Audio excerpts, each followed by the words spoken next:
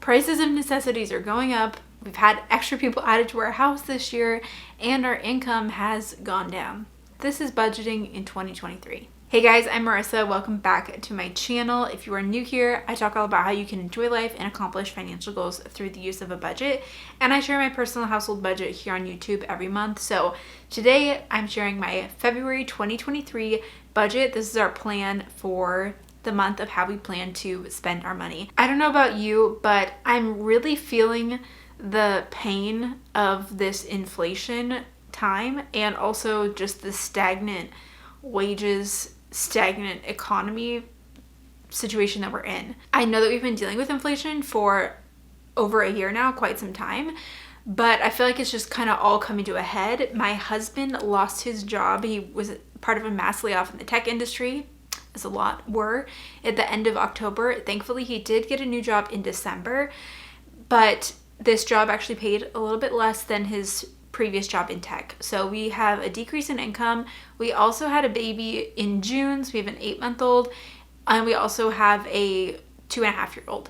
So, we're a family and we are having to spend more money on things because we're now a family of 4, but now things are so much more expensive. The prices of necessities are going up, which I'm going to show you in our budget, and income has remained the same, if not gone down a little bit, as well as my business income. So I know we're going to be okay, but I'm feeling the pinch. Let me know in the comments if you're feeling it too, because it's tough. But okay, without further ado, let's just get into the budget. So here is our budget and our budget template. This budget template is actually available for sale. I have it linked below in the description box and you can check it out there. It's an instant download, works in Excel, Google Sheets, whatever you want to use. I've been using this spreadsheet for years now and it's a bestseller, so you can check that out there.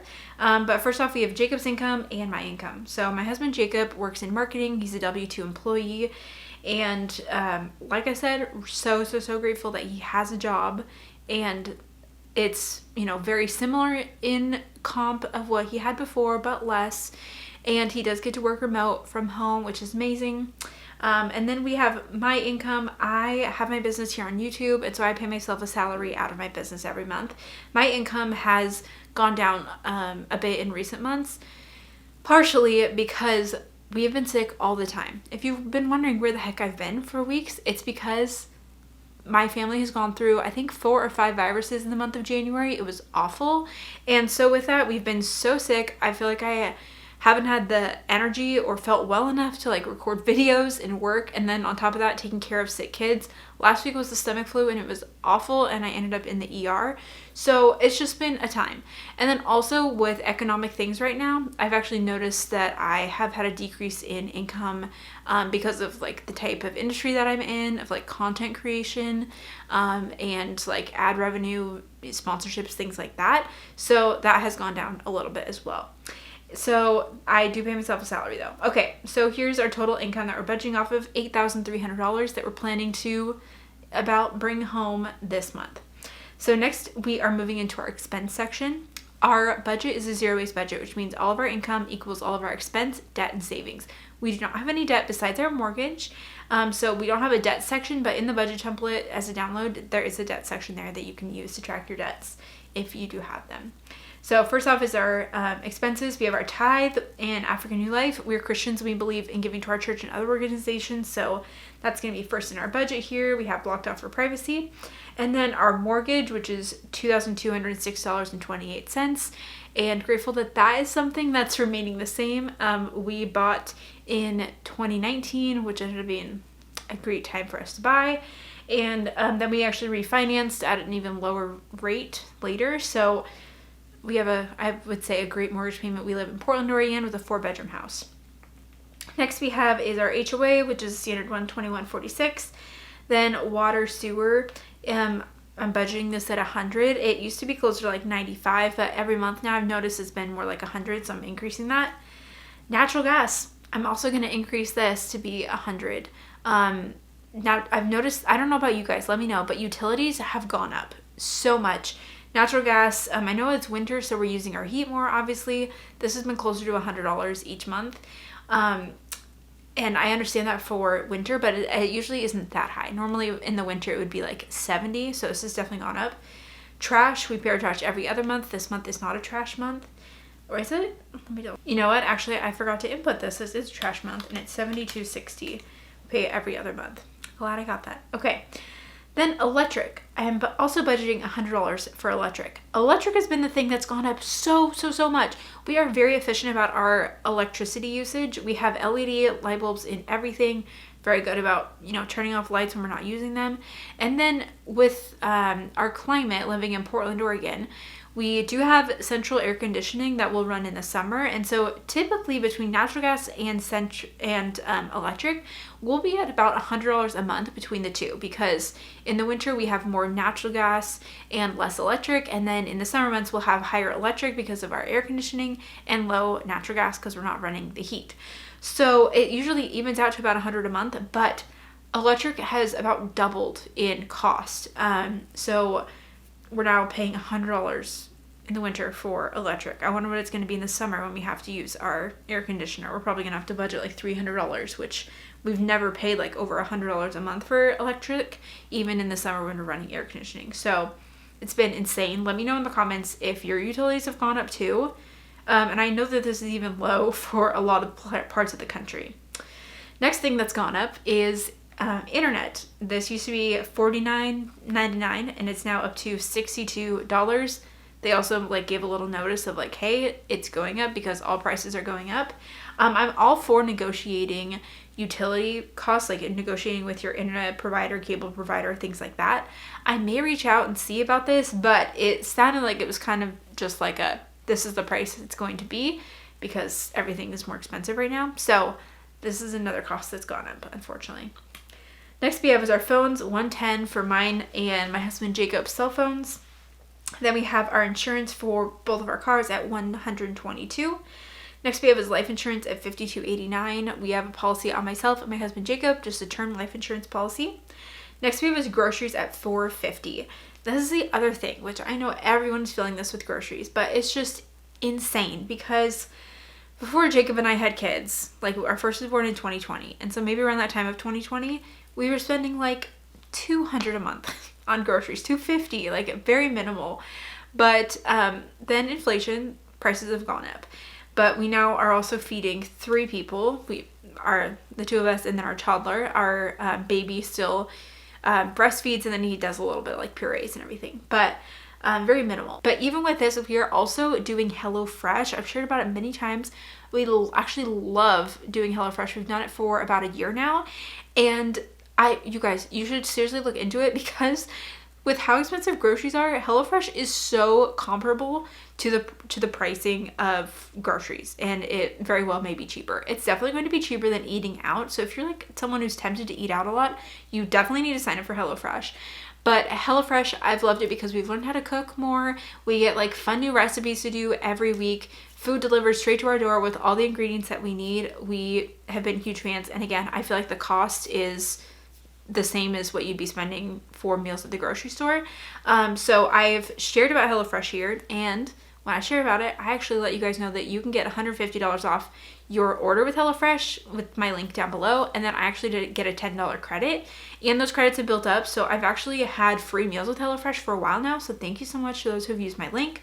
So this $450 here doesn't even include the HelloFresh meals that we do. We do 4 meals a week with them. So this is just Costco stuff. This is breakfasts and lunches and little things like that. This isn't really many dinners for the week. So that's insane to me. That's crazy to me. This is a lot of Costco stuff. Just how expensive all this is. But yeah, that just kind of an is what it is thing. We try to be really mindful of our grocery spending, but I've definitely noticed that this has gone up.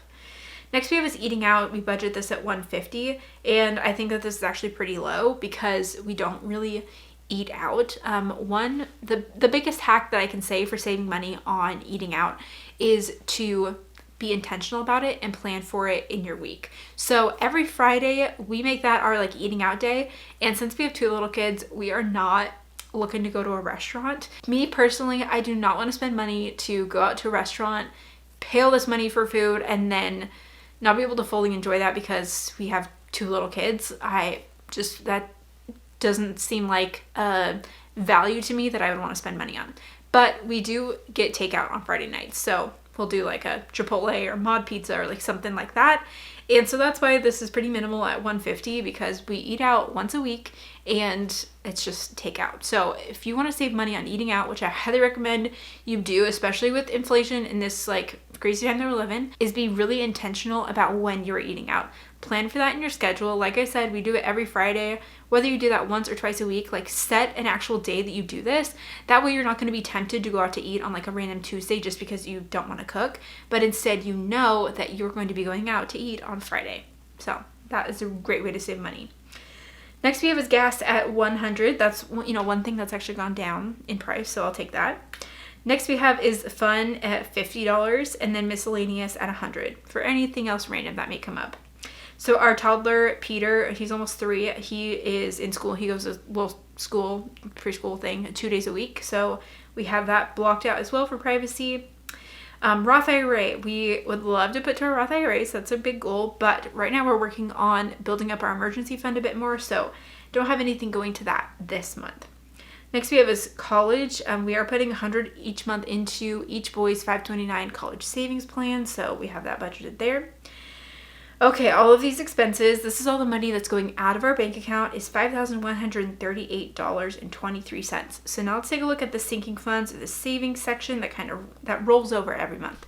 So the first thing that we have here is our emergency fund at $1794.37. This is where I put every extra penny, basically in our budget right now, is going toward the emergency fund. So when my husband got laid off from his job, we had around 3 to 4 months of necessary expenses in our emergency fund. And you know what? During that time, he was only unemployed for 6 weeks. He got a very small severance, but he did get unemployment.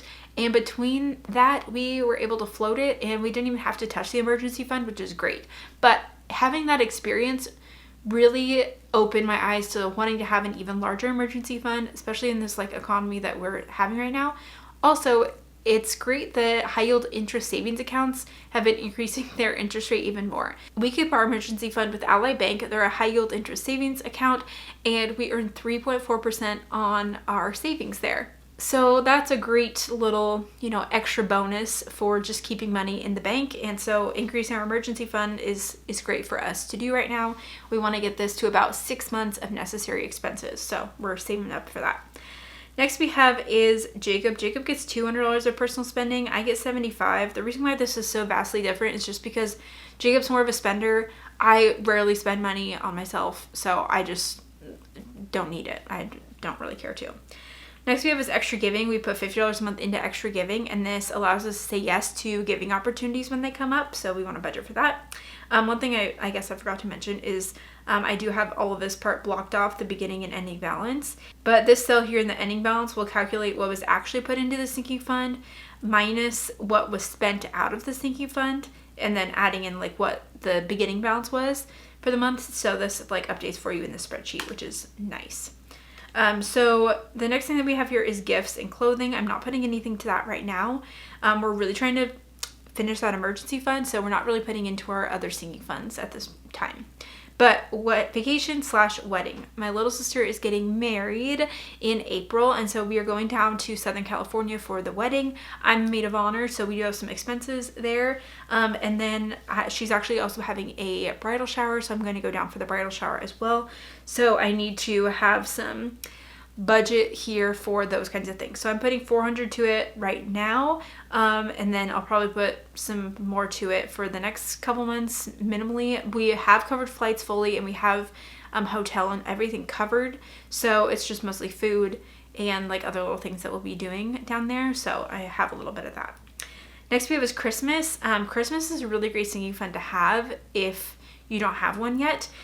Save a little bit for Christmas every single month, and then when December comes, you'll have money set aside to be spent for Christmas. Again, I'm not putting to it right now because we're wanting to finish the emergency fund, and hopefully we will really soon. The other thing I guess I forgot to mention is we hopefully will be filing our taxes in February, and I'm hopeful that we will be getting a return, and whatever return we do get will go to that emergency fund as well. But I'm not going to budget for that until I know exactly how much we're getting. So I'm not going to just be like, oh, $5,000, sure. Like, I don't know what we're going to get. So I'm not going to budget for it until I know what we're actually getting. Next is medical. Whew, okay, so We are on a high deductible health plan, so that means we also get to have an HSA. So we are putting into the HSA with my husband's employer. But we are planning to use the HSA for more like long term, so we are not planning to actually touch it and use it for medical expenses right now. Instead, we are planning to invest those dollars and utilize the HSA with a triple tax advantage, which means you get to put money in before taxes.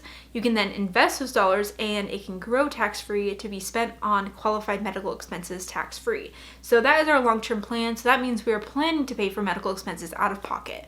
So this year what we decided to do is we took the deductible on our plan and we divided that out by 12, and we're saving that amount every month, $365.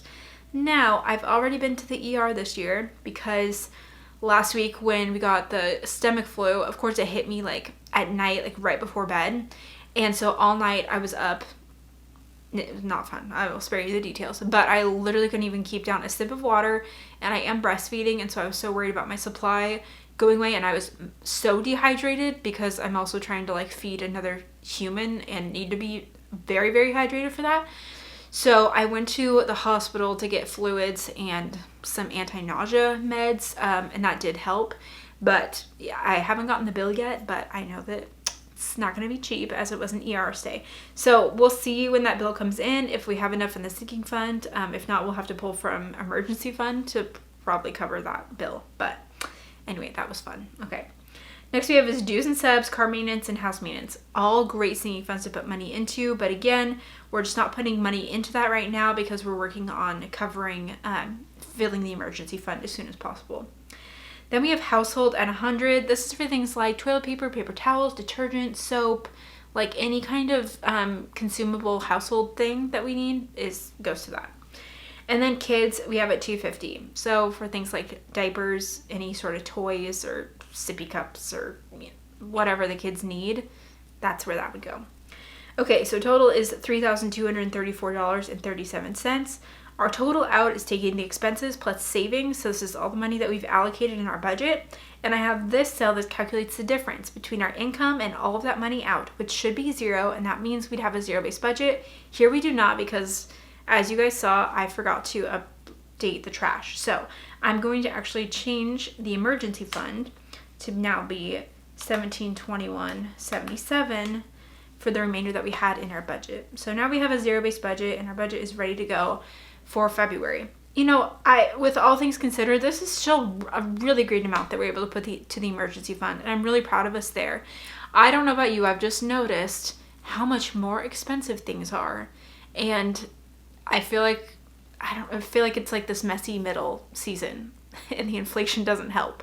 So yeah, what a time. I just have to keep reminding myself, like, again, this is really great. I'm so proud of us of putting $1,700. Like, that's awesome. Like, I totally realize that.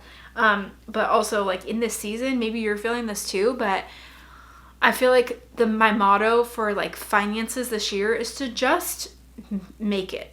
Just, do it. And we're obviously working on some goals here, but I don't want to be too discouraged if we aren't able to put as much to these goals, just because things are so much more expensive and we don't have as much buffer in our budget as we once did because of that. So that's just what we're feeling this year.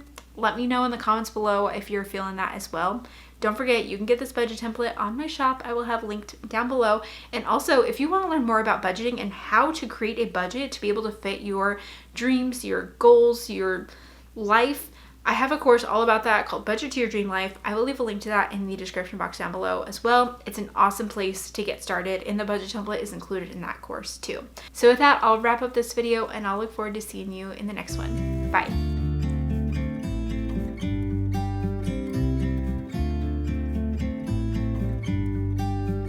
About to leave.